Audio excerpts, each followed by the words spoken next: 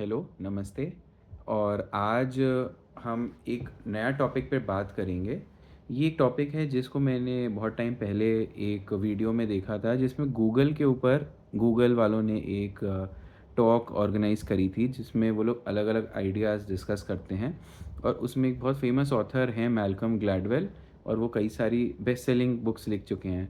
तो उन्होंने एक बड़ा इंटरेस्टिंग टॉपिक उठाया था। उन्होंने ये टॉपिक उठाया था कि क्यों वे ये टॉक अटेंड करने आए हैं, वो सबके सामने खड़े होके स्टेज पे ये इस तरह से शुरू करते हैं कि आखिर मैं यहाँ पे आया हूँ, मैं आप लोग के सामने अपने आइडियाज़ रख रहा हूँ, इसका मुझे फ़ायदा क्या हो रहा है? आखिर मैं जब आया हूँ, मैंने अपनी ट्रैवल के लिए, अकोमोडेशन के लिए मैंने खुद से पे किया है, गूगल वाले मुझे पैसा नहीं दे रहे हैं। फिर भी मैं आप लोग के सामने आया हूँ और मैं आपके साथ डिस्कस कर रहा हूँ, अपने आइडियाज़ शेयर कर रहा हूँ। तो इसके पीछे क्या रीज़न हो सकता है? तो बड़ा इंटरेस्टिंग ये टॉपिक है। और उन्होंने इस चीज़ को कनेक्ट किया कि कैसे एजुकेशन में जब हम सेलेक्ट कर रहे होते हैं कॉलेजेस, तो हम कैसे सेलेक्ट करते हैं कॉलेजेस। जैसे हमारा हमेशा से एक सबका एक ड्रीम स्कूल होता है, जो सबके लिए कॉमन होता है। जैसे ग्लोबल लेवल पे हम देखें तो हार्वर्ड जैसे स्कूल्स होते हैं, इंडिया लेवल पे देखें तो आईआईटी होते हैं इंजीनियरिंग के लिए, एम्स होते हैं मेडिकल के लिए। तो लोगों के लिए कुछ ड्रीम स्कूल्स होते हैं और वहाँ पे सब लोग उस स्ट्रीम के पढ़ना चाहते हैं। उन्हें लगता है कि ये बहुत प्रेस्टीजियस स्कूल्स हैं, इनसे मैं जुड़ूँगा, तो इनसे मेरे करियर बहुत अच्छा होगा, सब कुछ अच्छा होगा। तो ये एक कॉमन क्राइटेरिया होता है डिसीजन मेकिंग का, कि जो सबसे प्रेस्टीजियस है हम वहाँ जाना चाहते हैं। पर क्या इसके कुछ नेगेटिव साइड इफ़ेक्ट्स भी हो सकते हैं? तो ये जो ऑथर हैं मैल्कम ग्लैडवेल, उन्होंने वो कुछ ऐसे टॉपिक्स हाइलाइट किए थे जिससे हमें लगता है कि बढ़िया बेहतरीन इंस्टीट्यूशन में, प्रेस्टीजियस इंस्टीट्यूशन में पढ़ने के सिर्फ फ़ायदे ही फ़ायदे नहीं हैं, कुछ नुकसान भी हो सकते हैं। फॉर एग्ज़ाम्पल उन्होंने बताया, 2 तरीके की रिसर्च से बताया कि पहली बात तो कि ड्रॉप आउट रेट, यानी कि जितने लोग कोर्स में एनरोल करते हैं, क्या सारे के सारे उसमें से उस कोर्स को पास करके भी निकलते हैं? तो उन्होंने पाया कि हार्वर्ड जो वर्ल्ड लेवल पे सबसे प्रेस्टीजियस इंस्टीट्यूशन है, उसको उन्होंने कंपेयर किया एक किसी बहुत ही साधारण कॉलेज से। और उन्होंने पाया कि क्या यहाँ से ग्रेजुएशन रेट क्या है। तो उन्होंने पाया कि एक ऐसा बच्चा जो सेम एसएटी स्कोर पे हार्वर्ड गया था वर्सेस वो किसी साधारण कॉलेज में गया था, यानी कि 12th के बाद जब वो कॉलेज में घुस रहा था, इन दोनों बच्चों का एप्टीट्यूड सेम था। पर जब वहाँ से ग्रेजुएशन की बात आती है, तो जो जना साधारण कॉलेज गया था, उसकी ग्रेजुएशन के चांसेस बहुत हायर हैं।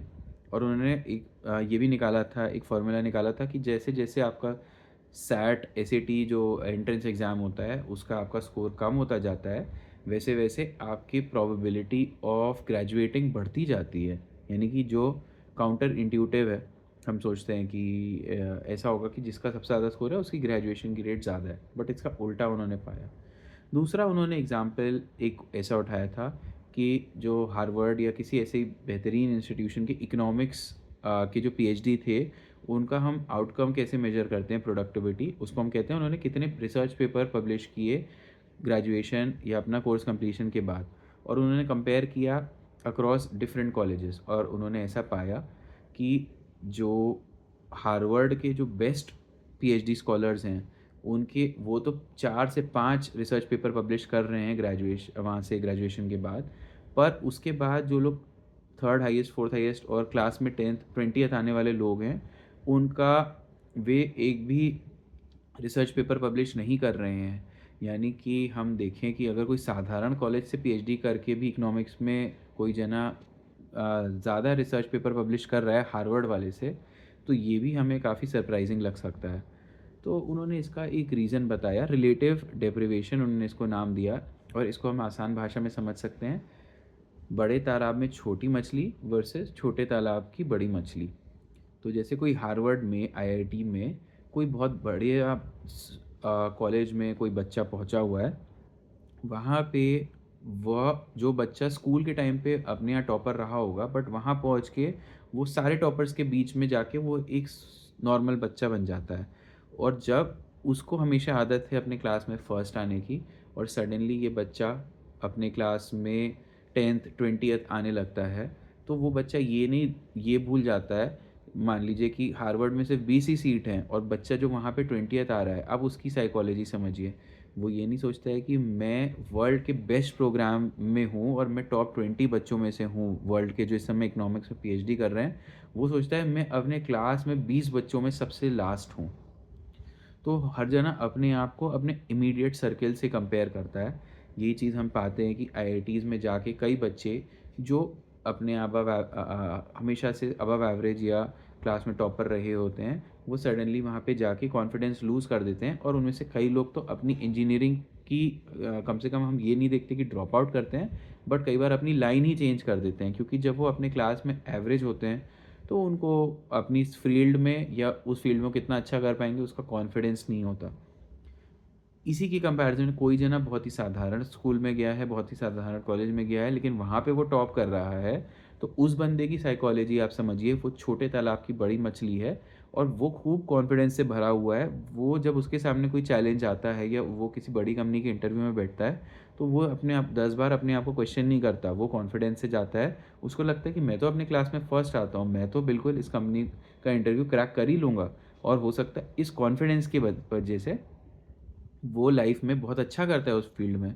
तो अब इस जो ऑथर हैं, ये इसी टॉपिक को वापस लेके आए कि मैं गूगल की टॉक में क्यों आया हूँ। जैसे जिन्होंने शुरुआत में कहा था, मैं याहू अगर सिमिलर कॉन्फ्रेंस ऑर्गेनाइज़ कर रहा होता तो क्या मैं अटेंड करता? शायद नहीं। लेकिन सेम रीज़न से जो बच्चा हार्वर्ड जाना चाहता है, सेम रीज़न से मैं गूगल की टॉक में आया हूँ, क्योंकि ये जो बड़े ब्रांड्स हैं, हमें अच्छा लगता है इनसे एसोसिएट होना। जब हम इस बड़े ब्रांड से जुड़ते हैं तो हम अपने आप को बहुत ही, हमारी सेल्फ एस्टीम बूस्ट होती है, हम अपने बारे में ज़्यादा कॉन्फिडेंस फ़ील करते हैं।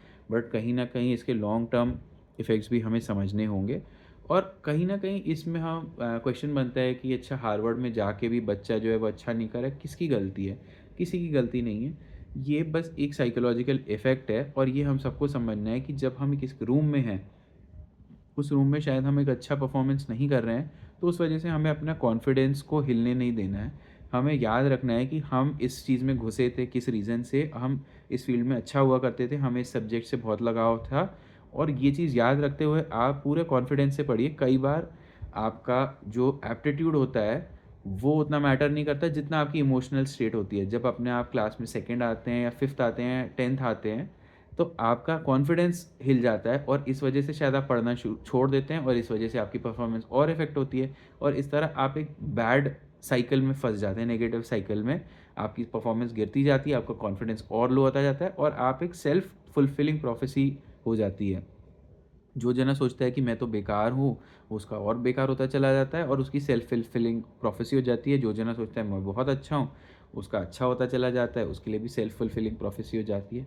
तो इस बात का ध्यान रखिए, आप जहाँ पे भी हैं लाइफ में, आप याद करें कि आप इस फील्ड में क्यों घुसे थे, आपको इस चीज़ में हमेशा से इंटरेस्ट था, और आप खूब कॉन्फिडेंस से करिए उस चीज़ को, और आप पाएँगे कि आपके रिज़ल्ट्स अच्छे ही होंगे। आप इस बात से बिल्कुल अपनी रिलेटिव रैंकिंग जो है अपने इमीडिएट सर्किल से कंपेयर करके आप परेशान मत होइए।